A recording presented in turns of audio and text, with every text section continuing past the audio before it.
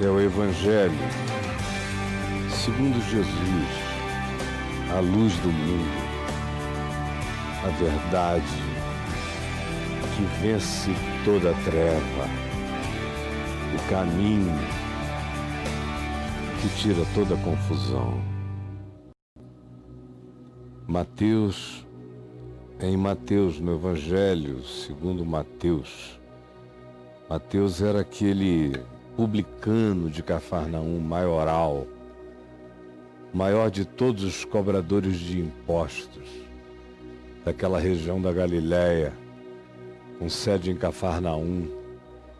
Jesus chamou esse homem, era um homem ali, ganancioso, só pensava em expropriação.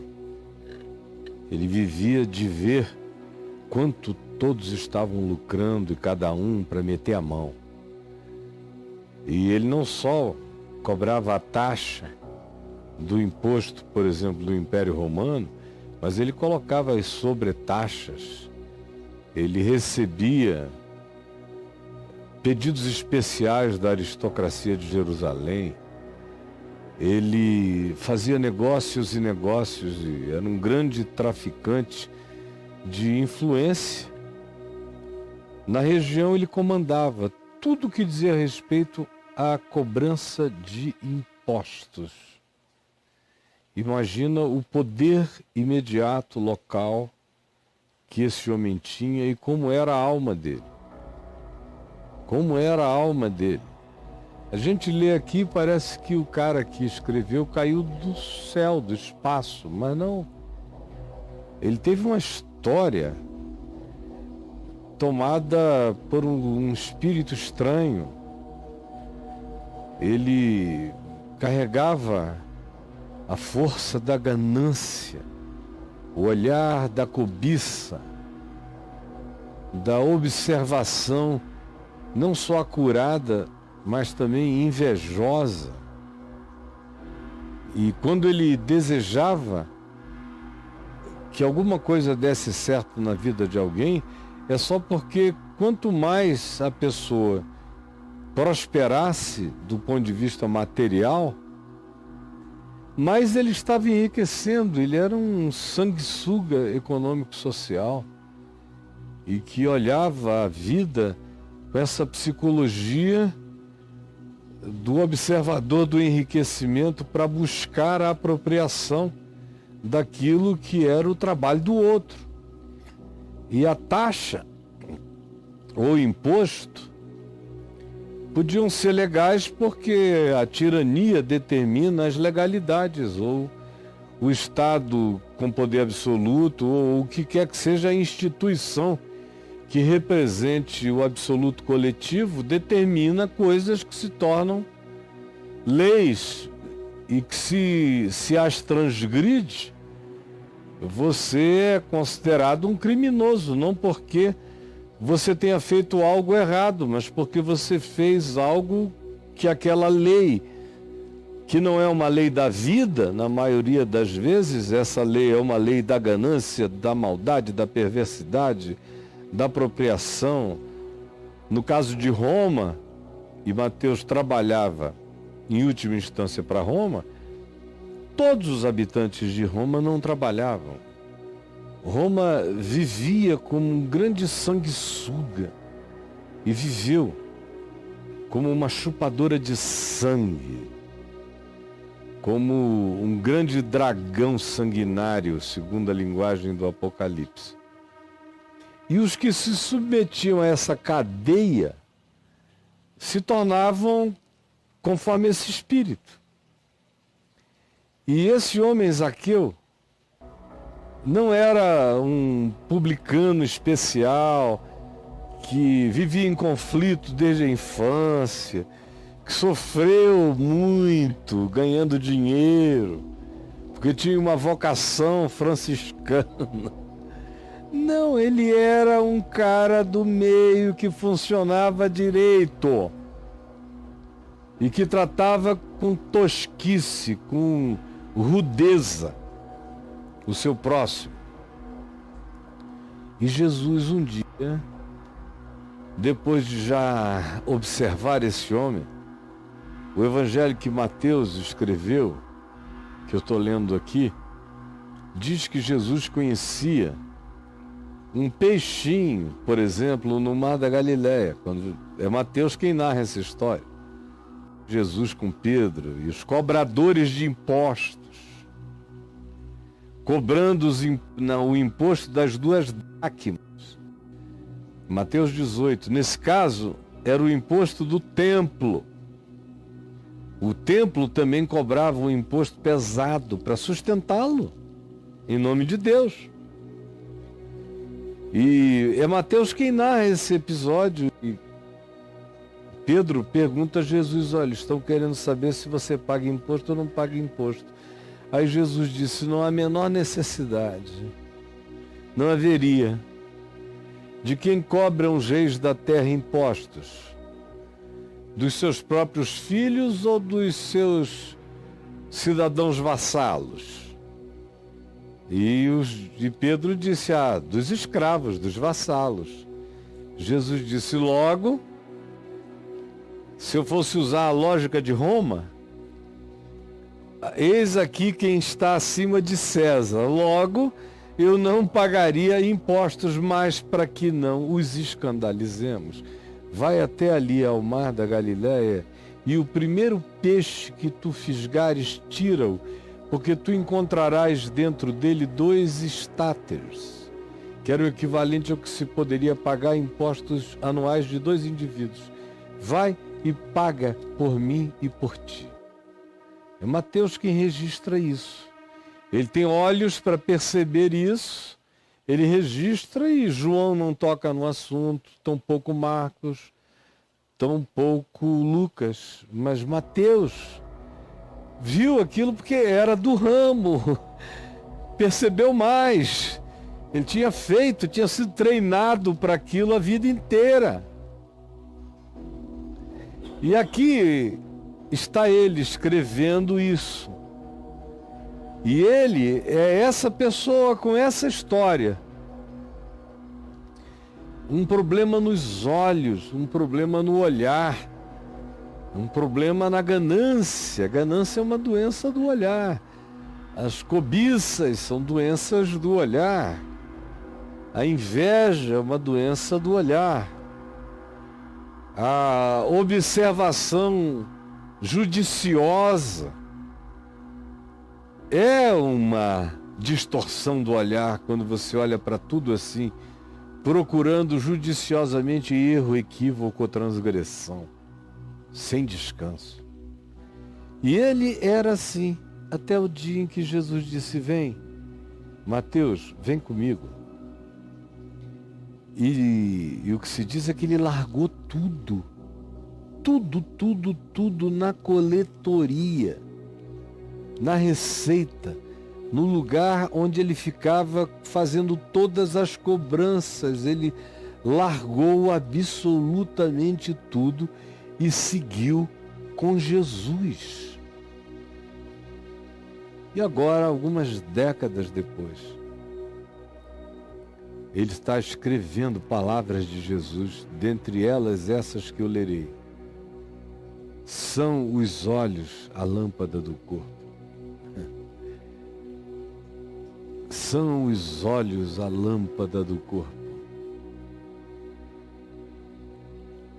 São os olhos a lâmpada do corpo. Chega aqui nos meus olhos. São os olhos a lâmpada do corpo.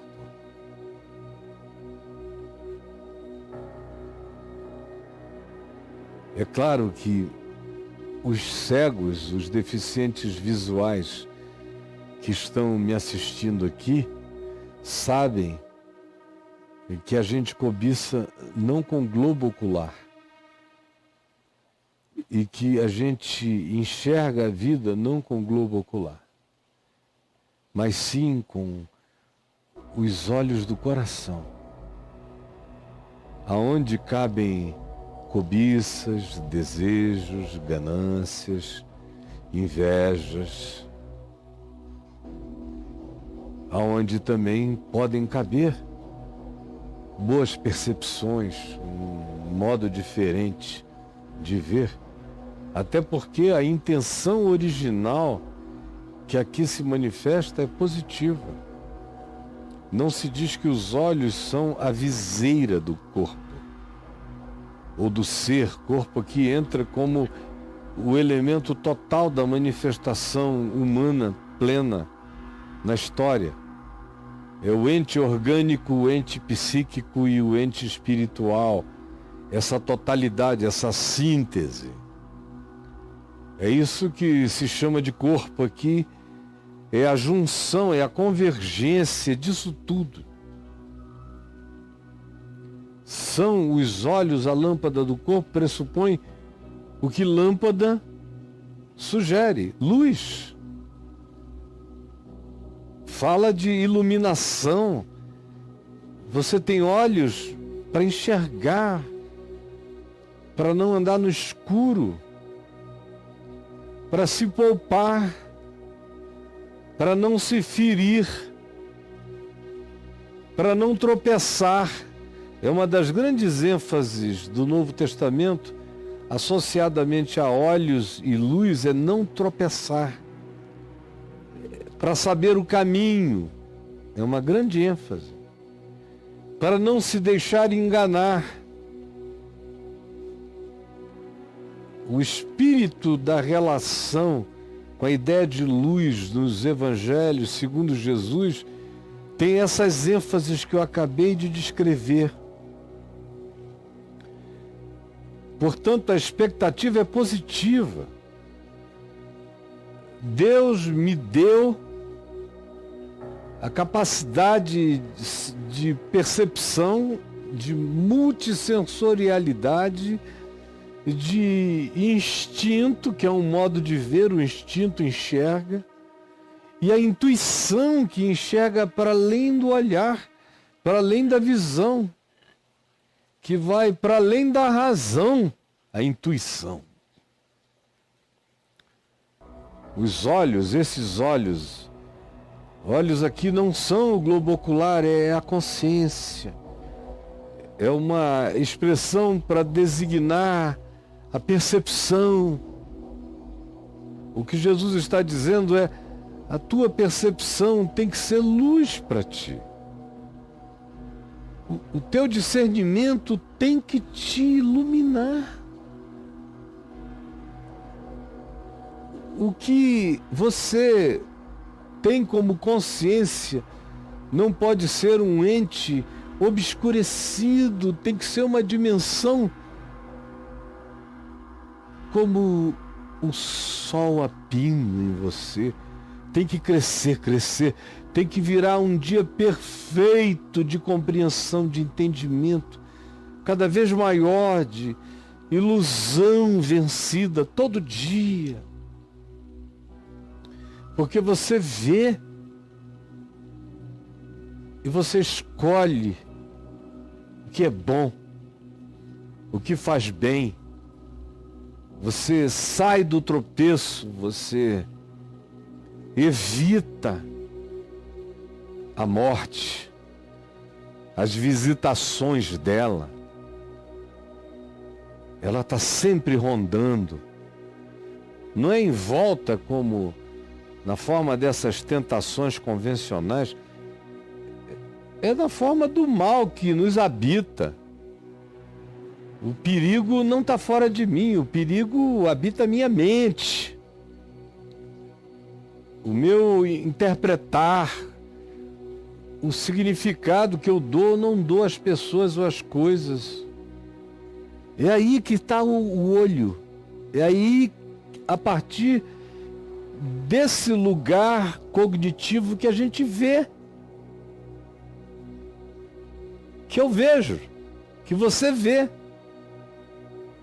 Por isso o cego está me vendo enquanto eu estou falando, porque a mente dele está discernindo o que eu estou dizendo, ele é só um deficiente visual. O cego mesmo, segundo o Evangelho, é aquele que tendo olhos não vê, tendo ouvidos não ouve, tendo coração para discernir, tendo inteligência espiritual bloqueia. Esse é o cego. Esse tropeça. Esse não vê a luz desse mundo.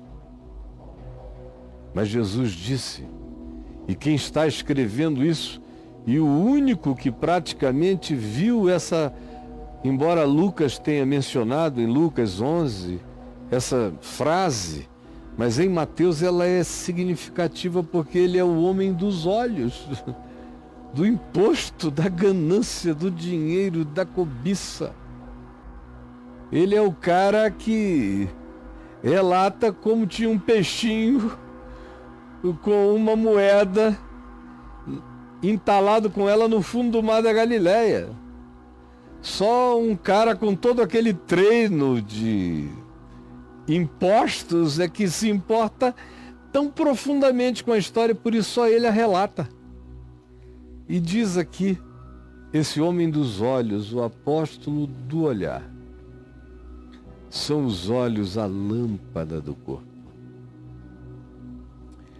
Se os teus olhos forem bons, se a tua mente for boa, todo o teu ser, tudo em ti, vai ser atravessado de luz, de fótons materiais e espirituais e psicológicos, tudo é luz, atravessado de luz. Hoje em dia a gente sabe que até do ponto de vista orgânico isso é verdade. Experimentos onde se esvazia a câmara de todo o ar e se coloca ali elementos singularizados. Fizeram isso, por exemplo, colocando fótons. E depois tiveram a ideia de colocar um DNA para ver que ente atrairia o outro. E na realidade, tantos quantos tenham sido os fótons ali colocados, eles foram todos absorvidos pelo DNA e tomaram a forma da viagem da vida. Todo o teu ser será luminoso. Tem hoje, nisto que a ciência descobre, até uma ilustração concreta do que Jesus está dizendo. Que a minha dimensão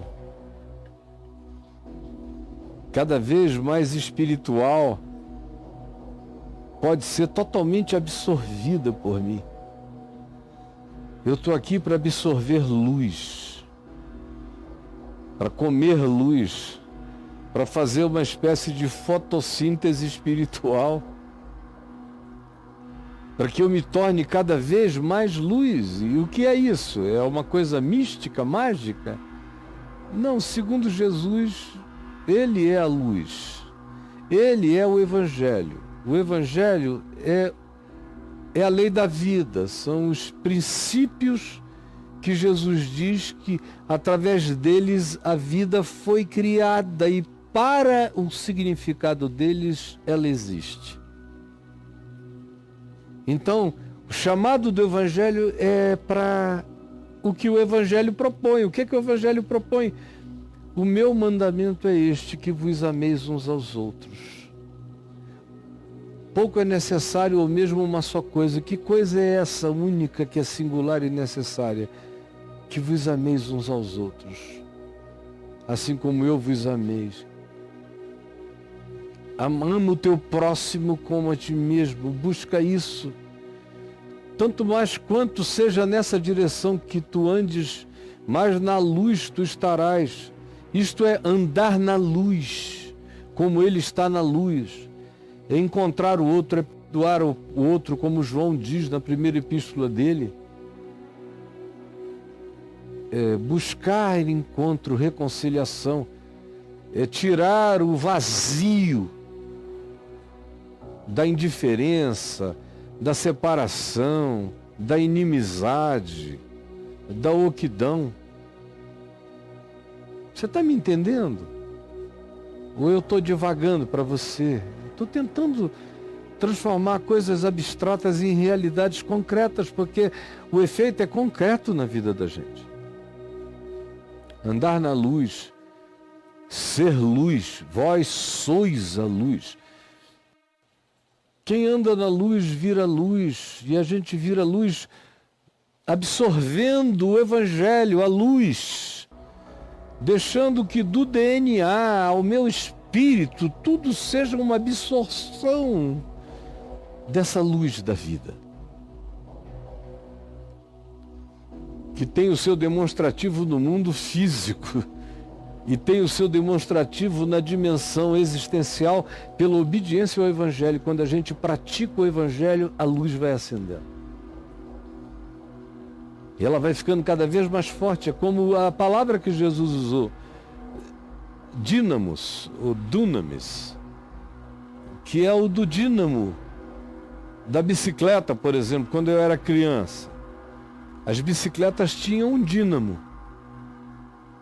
E eu me lembro que o meu tio andava de bicicleta e lá em casa havia bicicletas também com dínamo. Crianças, depois de uma certa idade, já tinham bicicletas com dínamo. E o que era interessante era ver quando o indivíduo começava a acelerar, como a luz ainda era fraca, meio avermelhada. À medida que ele ia acelerando e botando mais energia, mais prática e intensidade, ela ia clareando, clareando, clareando. Na ladeira, ela ficava branca. Naquela ladeirona que tinha do lado da minha casa, ainda tem até hoje lá na esquina da Apurinã com a Japurá. Você descia a ladeira, a luz ficava branca naquela super velocidade. Agora, na subida, você vinha e ela vinha se arrastando, vermelhinha, assim, lenta. Assim é a luz do mundo, assim é o Evangelho. Quanto mais você pedala na obediência, mais essa luz aumenta, mais essa luz cresce, mais diferença faz. E o Evangelho, como eu acabei de dizer, diz que a luz dele é amor. Não existe nenhuma luz que não seja amor. Só se for luz negra, disfarce do anjo de luz, mas não é luz verdadeira. A verdadeira luz é amor. Amor e luz e verdade são a mesma coisa no Evangelho, são sinônimos. Por exemplo, em todo o Novo Testamento, mais na primeira epístola de João, amor, luz e verdade, verdade, luz e amor, luz, verdade e amor são a mesma coisa. O verdadeiro amor anda na verdade. A verdade verdadeira é praticada com amor. E luz só se tem quando se vê a vida a partir do amor na verdade. É tão simples de entender. Isso muda tudo, é isso que Jesus está dizendo. Se você está pensando que precisa ler uma enciclopédia para entender, não! Isso tudo, eu estou equipado com isso, até quem não enxerga está equipado com isso. Isso é um equipamento para a vida, é lâmpada, lâmpada. Para os meus pés é a tua palavra, é o Evangelho, tudo está vinculado. Quanto mais eu vou ficando cheio do Evangelho, é porque eu estou praticando. Quanto mais eu pratico, mais a luz acende em mim. E a luz é a obediência à palavra. A palavra é essa palavra de Jesus, do Evangelho. E essa palavra é ama, perdoa, não te vingues, busca reconciliação. Você errou? Peça perdão. O errado te pediu perdão, perdoe. Se ele não pedir perdão, perdoe também. Não ame apenas quem você goste, ame até quem você não gosta. Porque amor não é uma escolha de amizade. Amor é uma decisão, é uma atitude em relação à vida. Amor não tem nada a ver com quem o outro é. Amor tem a ver com quem eu sou. Amor é para mim, amor é minha luz, amor é verdade, amor é minha cura, amor é minha preservação, amor.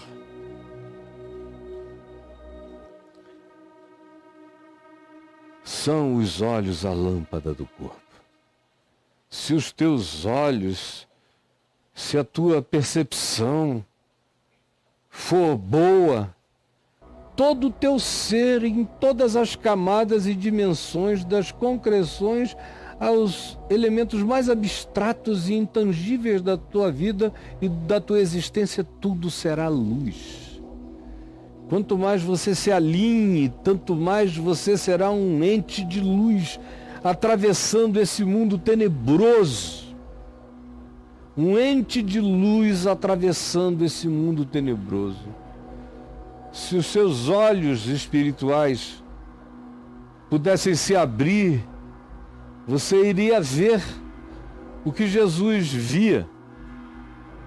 E Jesus via a existência conforme ela era em todas as suas camadas dimensionais. Ele não via só o que os olhos viam, ele enxergava todas as camadas da existência, todas elas.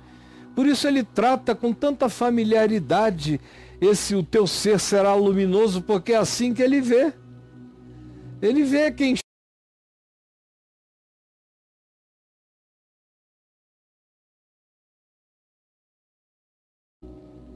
Por isso ele diz, eu sou a luz. E tudo que de mim procede é o que pode iluminar a consciência humana. E o que pode é a prática simples e obediente do amor. Pelo outro, pelo próximo, por você mesmo. Pela criação, pela natureza. Busque ser como a luz do mundo, como Jesus, o Cristo. Vós sois como eu vos envio, eu vos faço luz. Andem nela. Luz é amor, verdade, justiça. Isso é luz. Andem assim. Perdoem sempre, não se vinguem. Não parem para as guerras das trevas, dos ódios. Os teus olhos podem ser uma luz. Você pode iluminar a vida de milhares de milhões com seu olhar. Tanto quanto você tem e pode, deve e precisa aproveitar essencialmente para você mesmo o benefício da luz. No teu corpo, no teu ser, na tua vida. Se, porém, os teus olhos, a tua capacidade cognitiva, interpretativa e a tua decisão de caráter interpretativo,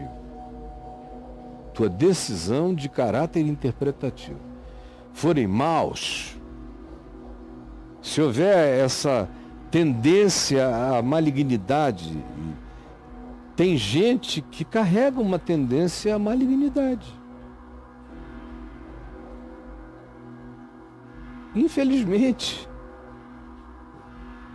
tem pessoas que, durante a construção dos seus eus, dos seus seres, das suas essências, pessoas que se agarraram ou se deixaram fisgar. É um mistério que está para além de qualquer ciência até o dia de hoje determinar. E por isso Jesus disse que não se deve julgar e nem tampouco tentar separar o joio do trigo, porque não é uma tarefa que humanos possam realizar. Não é. Mas há pessoas que, quando algumas praticamente nascem, parece que algo foi mexido nelas no ventre, no útero. Outras vezes, muito pequenininhas, começam a se inclinar. Outras vezes são traumas que vão fazendo aquele pendor maligno ou aquela desconfiança se instalar. Ou aquela atitude. O fato é que quanto mais velho eu fico, mais eu vejo isso com os meus olhos, no desenvolvimento de pessoas. E você vai vendo as tortuosidades e como tem uns que nascem com uma propensão enorme a penderem para o lado melhor da existência, e tem outros que vêm e crescem, se desenvolvem na direção de algo mal. Às vezes não tem nem explicação de natureza social, de meio ambiente coletivo, relacional, de onde cresceu, o que o ambiente fez. Não. Às vezes é no melhor ambiente, você leva um susto com alguém que carrega uma escuridão dentro de si. E uma propensão, um gosto, um prazer naquela direção. São esses poréns, se porém os teus olhos forem maus, e se você está me ouvindo aqui e os teus olhos são maus, você é aquele ser anti-evangelho. Não é anti-evangélico, não. Essa palavra não serve para definir mais nada. Há muitos anos, eu estou dizendo isso há 30 anos. Que esse dia chegaria e já chegou há muitas décadas. Só não chegou quem não quis ver. Eu estou falando é de evangelho, que não tem nada a ver com os evangélicos. Tem a ver com Jesus. E Jesus e os evangélicos têm muito pouco a ver. Cada vez menos. É com o evangelho. Com quem se torna discípulo do evangelho. Você que não é, você que tem esse antagonismo, que carrega essa preferência anti-evangelho dentro de você. A coisa mais difícil é amar. A coisa mais fácil para você é perdoar, é odiar. A coisa mais difícil para você é perdoar. A coisa mais fácil para você é ficar com raiva para sempre. Ou desgostar, ou antipatizar sem nem querer saber porquê, e acabou. Se você que está me vendo e me ouvindo é assim, é desse tipo para quem a ira, o ódio, a indiferença, o deixa para lá, o vá se ferrar, vá se danar, vá patapati pariu, vá bababalará. Se você é desse tipo, que diz não sei, não quero saber, odeio quem sabe, não me fala. Se você é assim, os seus olhos são maus. Ou se você é cobiçoso, se os seus olhos são cheios de lascívia, concupiscente, você quer o que é do outro, quer tomar posse, você inveja, quando será que eu chegarei lá? Será que eu nunca chegarei? Está sempre faltando alguma coisa.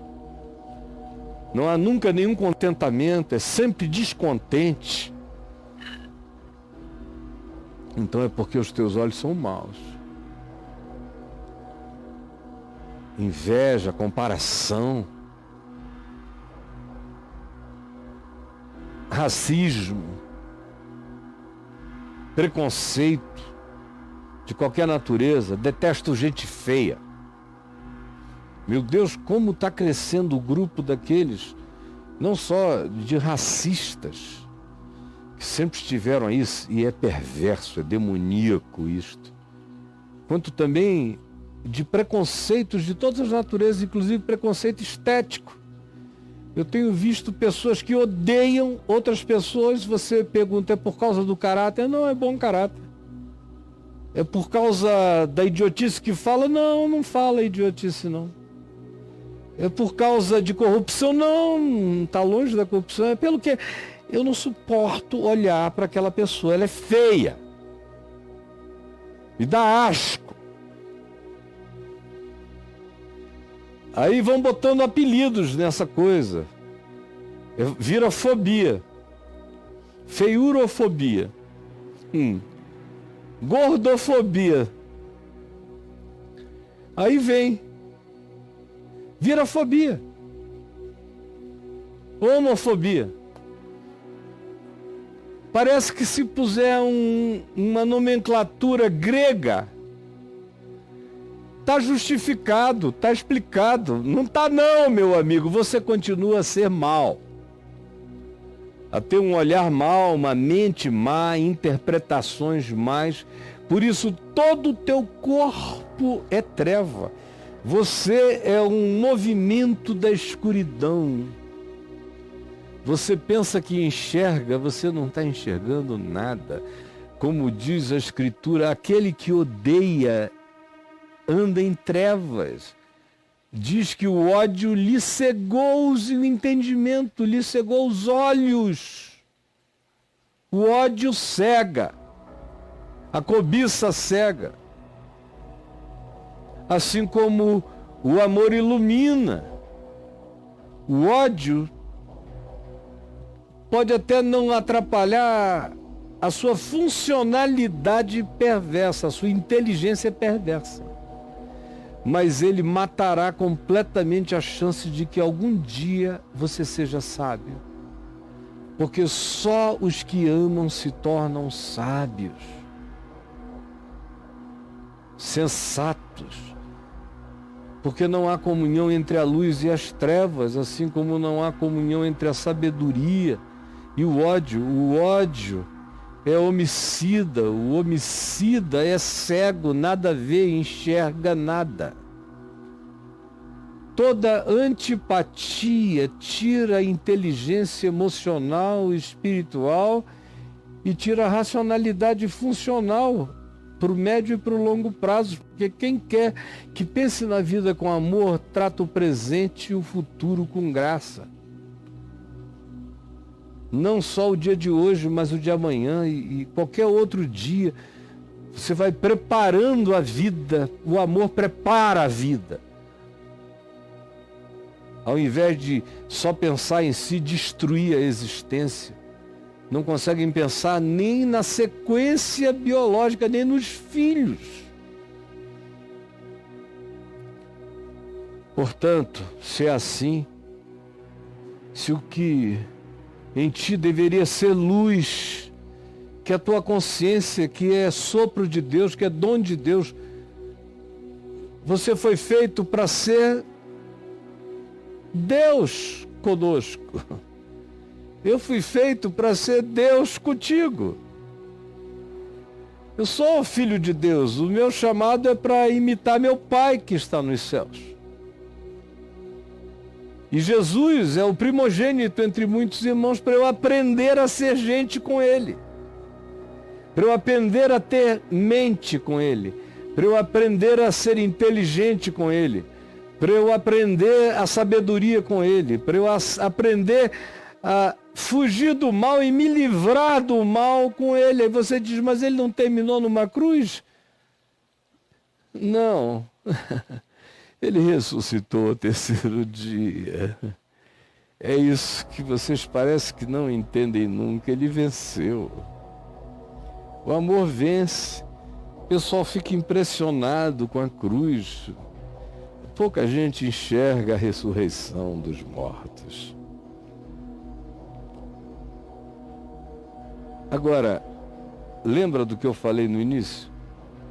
Eu disse que hoje é um experimento de natureza quântica, misturada com genética, esse experimento de colocar um lugar vazio de ar, absolutamente, com tiros de fótons dentro dele, e o material genético, para ver o que influenciava o quê. E, na realidade, todos os fótons foram absorvidos e ganharam exatamente a ordem que eles não têm e a formatação que eles não possuem do DNA, o que serve de ilustração extraordinária e maravilhosa para nos dizer que o amor cura, o amor é luz, a verdade cura, a verdade é luz. Eu preciso de luz, eu preciso absorver luz do meu DNA a todas as camadas dimensionais do meu ser. Eu sou filho da luz. Paulo diz aqui, escrevendo aos Efésios, um texto que eu tinha marcado e já ia deixando passar, no capítulo 1 da carta dele aos Efésios, ele diz, para que o Deus de nosso Senhor Jesus, o Pai da glória, vos conceda espírito de sabedoria e de revelação no pleno conhecimento dele, do Pai da glória, do Pai de nosso Senhor Jesus. E isso acontecerá quando? Quando forem iluminados os olhos do vosso coração, para saberdes qual é a esperança do seu chamamento, qual é a nossa vocação, para que a gente está aqui. Quando isso nos ilumina, quando a gente sabe que a gente está aqui para se tornar um Cristo eterno em Deus o Pai, que Ele é o primogênito entre muitos irmãos, que é para sermos tomados por toda a sabedoria e conhecimento de Deus, experiência da glória eterna. Quando os nossos olhos são assim iluminados e a gente discerne que essa é a nossa vocação na vida e que nós fomos chamados para a experiência da suprema grandeza do poder de Deus, para com todos aqueles que nele crerem, experimentarão a suprema grandeza do seu poder. Eu não posso nem imaginar o que seja isso. A suprema grandeza do seu poder é o que está me aguardando se eu for deixando o meu coração ser iluminado. A suprema grandeza do seu poder para conosco, os que cremos no Evangelho, nos deixamos transformar, ativar por ele, segundo a eficácia da força do seu poder, que ele já demonstrou qual é. Que poder é esse? É o mesmo que ele exerceu em Cristo quando ressuscitou a Jesus de entre os mortos, fazendo assentar-se à sua direita nos lugares celestes, acima de todo principado e potestade, poder e domínio. É para este lugar que eu vou, para a suprema glória do seu poder. Essa é a minha vocação. Se eu deixar a luz vencer a escuridão animalesca, perversa, predadora e mortal em mim. Jesus, eu sei que não tem nada longe daqui, está tudo aqui. Estão todos aqui. E mesmo aquele que está me vendo agora no Alasca não está longe, está aqui. Não existe espaço, tempo, quando a gente entra nessa dimensão da oração, da mente. Pode estar do outro lado da galáxia que está aqui. Onde 2 ou 3 se reunirem em amor, eu ali estou. Está tudo aqui. Não está longe, está aqui conosco.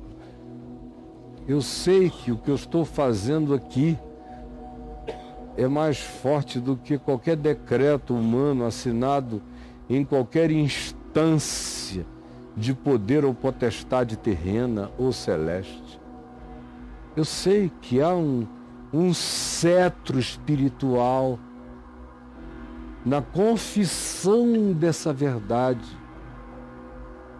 Eu sei que eu não estou falando só com entendimentos cerebrais, eu estou falando com principados, potestades, eu estou falando em todas as camadas espirituais, e não é a grandeza do lugar, mas é a consciência do que se está fazendo em fé, o que provoca o que está sendo provocado agora, e não há nenhum poder que possa impedir.